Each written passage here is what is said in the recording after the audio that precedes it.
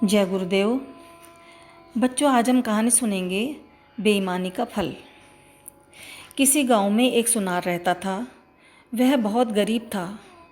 पहले तो उसके पास काफ़ी धन था, परंतु जब उसने सेठ करोड़ी मल के 8 लाख रुपए की हार में बेईमानी की तो गांव के लोगों का उसके ऊपर से विश्वास हट गया और उन्होंने उससे अपने गहने बनवाने बंद कर दिए, जिसके कारण उसकी दशा दिन प्रतिदिन बिगड़ती चली गई और अंत में वह इतना गरीब हो गया कि उसके घर में एक समय ही चूल्हा जलता था।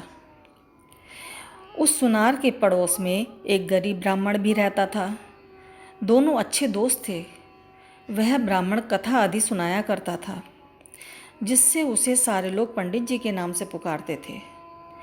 एक दिन दोनों ने सोचा कि अब कहीं कमाने चलना चाहिए, जिससे कि घर का पालन पोषण हो सके।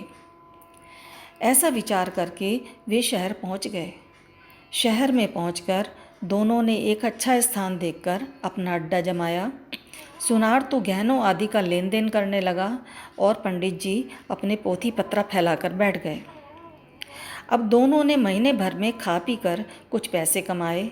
इसी प्रकार उन्होंने 6-7 महीने काम करके कई हजार रुपये बचा लिए। जब 6-7 महीने हो गए तो सुनार ने कहा, पंडित जी, अब तो हम अपने गांव जाना चाहते हैं। अब तक बहुत कमाया, अब घर चलना चाहिए। तुम्हें चलना है या नहीं? पंडित जी ने उत्तर दिया, भाई, मुझे तो जाना नहीं है, तुम चले जाओ, परंतु यह मेरे 5,000 रुपये मेरी स्त्री को दे देना। यह कहकर पंडित जी ने सुनार को 5,000 रुपये दिए और एक सरकारी कागज़ मंगवाकर उस पर सुनार से लिखवा लिया कि पंडित जी ने मुझे 5,000 रुपये अपनी स्त्री को देने के लिए इस तारीख को दिए हैं। यदि मैं इन रुपयों को उसकी पत्नी को नहीं दूं तो वह मुझसे 10,000 रुपये ले लेगा। यह लिखवाकर पंडित जी ने सुनार के हस्ताक्षर कराए और कागज़ को अपने पास रख लिया। इसके पश्चात सुनार चला गया। वह घर पहुंचा तो उसने 10,000 रुपये अपनी पत्नी को दिए और सब हाल सुनाकर कहा कि इसमें से 5,000 रुपये पंडितानी को दे आओ। यह रुपये चलते समय पंडित ने उसके लिए दिए हैं। लेकिन उसकी पत्नी ने कहा कि तुम यह रुपये पंडितानी को क्यों देते हो? पंडित आकर हमारा कुछ बिगाड़ थोड़ी लेगा। सुनार ने उसे बहुत समझाया, लेकिन वह नहीं मानी। अंत में उसने पंडित जी के रुपए भी अपने पास रख लिए। जब पंडितानी ने सुना कि सुनार अपने घर पर आया है तो वह दौड़ी दौड़ी आई। उसने सुनार से पूछा कि पंडित जी ने हमारे लिए कुछ नहीं भेजा? नहीं, वे अभी 2-2.5 महीने बाद आएंगे, सुनार बोला। पंडितानी बेचारी चुप होकर अपने घर चली गई। कुछ दिन बाद वह फिर आई और पूछा कि पंडित जी की कोई चिट्ठी तो नहीं आई?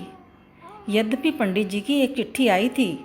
कुशल क्षेम के पश्चात लिख रखा था कि रुपए तो पंडितानी को मिल ही गए होंगे। अब मैं 2 महीने बाद वापस आ रहा हूँ, इसलिए सुनार ने वह चिट्ठी भी नहीं दिखलाई, क्योंकि इससे भेद खुलने का डर था। अब पंडितानी तथा उसके बच्चे भूखे मरने लगे। कभी कभी पंडितानी पंडित जी का हाल चाल सुनार से पूछने आ जाती, लेकिन उसे टका सा जवाब मिल जाता। 2 महीने बाद पंडित जी एक दिन 25,000 और कमाकर घर लौटे। इधर सुनार भी 20-25,000 गांव में ही पैदा कर चुका था। पंडित जी जब अपने घर पहुँचे तो उन्होंने अपने लड़के को पुकारा। उसकी पत्नी समझ गई कि पंडित जी आ गए हैं। उसने झट से दरवाज़ा खोला। पंडित जी बड़े ही हट्टे कट्टे हो गए थे। शहर में उन्हें अच्छा खासा खाना पीना मिलता था, किंतु जब वे अपने घर में घुसे तो उन्होंने देखा कि उसकी पत्नी तथा बच्चों की बड़ी बुरी ही स्थिति हो रही है।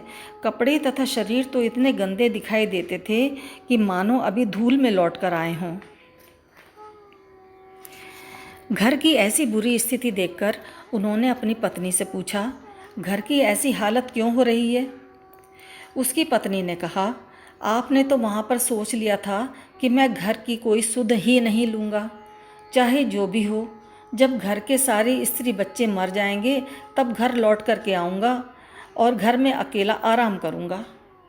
पत्नी की बात सुनकर पंडित जी ने कहा, कैसी बातें करती हो? मैंने तो मित्र सुनार के हाथ 5,000 रुपये और एक चिट्ठी भी तुम्हारे लिए भेजी थी। पत्नी ने कहा, क्यों झूठ बोलते हो? रुपए कहाँ भेजे थे? 5,000 रुपये और चिट्ठी क्या? मुझे तो 1 पैसा तथा कागज़ का छोटा सा टुकड़ा भी नहीं मिला। पंडित जी को शक हुआ कि कहीं सुनार ने चिट्ठी और रुपए दबा तो नहीं लिए। वह झट से अपनी पत्नी को लेकर सुनार के यहाँ पहुँचा। सुनार ने पंडित जी को देखते ही समझ लिया कि यह रुपयों के बारे में कुछ कहने आया है। पास आने पर सुनार बोला, राम राम पंडित जी, कहो कैसे आना हुआ? पंडित जी ने राम राम करते हुए कहा, क्यों भाई, तुमने रुपए और चिट्ठी तो बिल्कुल दबा कर रख ली है। सुनार ने चौंकने का नाटक करते हुए कहा, कैसी चिट्ठी और कैसे रुपए? पंडित जी ने झट से वह कागज़ जिस पर शर्त लिखी हुई थी दिखलाया, लेकिन सुनार बोला, मुझे कुछ नहीं पता, तुम मुझे बेवकूफ़ बना रहे हो, मुझसे रुपए ऐंठना चाहते हो। पंडित जी समझ गया कि यह ऐसे रुपए नहीं देगा। वह वहाँ से सीधे कोतवाली पहुँचे और कोतवाल साहब से कहा कि उस सुनार ने मेरे 5,000 रुपये दबा लिए हैं, मेरे रुपए मुझे दिलाने की कृपा करें। इतना कहकर उन्होंने वह शर्त वाला कागज़ कोतवाल को दिखाया। कोतवाल ने कागज़ देखा तो उसे विश्वास हो गया कि रुपए पंडित जी ने सुनार को दिए थे। वह उसी समय 2 सिपाही लेकर पंडित जी के साथ चल दिया। जब वे चारों सुनार के घर पहुँचे तो वह सिपाहियों तथा कोतवाल को देखकर सुनार बहुत डरा। उसने वहाँ से भागना चाहा, लेकिन उसे झट से एक सिपाही ने पकड़ लिया। कोतवाल ने सुनार से पूछा, पंडित जी के रुपए कहाँ हैं? सुनार ने आश्चर्य दिखाते हुए कहा, कैसे रुपए? कोतवाल ने वह कागज़ दिखाया और कहा, देख यह रहा रुपए देने का प्रमाण। सुनार उसे देखकर बोला, यह बिल्कुल झूठा है। कोतवाल ने जब यह सुना तो उसने बगल में से कोड़ा निकालकर तड़ाक से सुनार को जमा दिया और कहा, और यह हस्ताक्षर किसके हैं? यह सुनार की मोहर किसने लगाई? कोड़ा पड़ते ही चीखता हुआ बोला, सरकार सच कह रहा हूँ, मैंने रुपए नहीं लिए। इतने में एक सिपाही उसके कमरे में से एक चिट्ठी उठा लाया तथा कोतवाल को चिट्ठी देते हुए बोला, देखें हजूर, यह किसकी चिट्ठी है? कोतवाल ने चिट्ठी लेकर पढ़ी। यह वही चिट्ठी थी जिसे पंडित जी ने सुनार को दी थी। कोतवाल ने उसे पढ़कर कहा, देख दूसरा प्रमाण यह रहा, या तो सारे रुपए लाकर दे दे, नहीं तो इतनी मार लगाऊंगा कि होश ठिकाने आ जाएंगे। इस बार सुनार डर गया।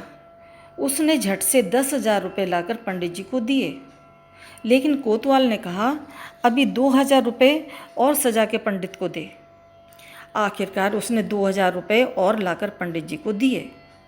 पंडित प्रसन्नतापूर्वक अपने घर चला गया।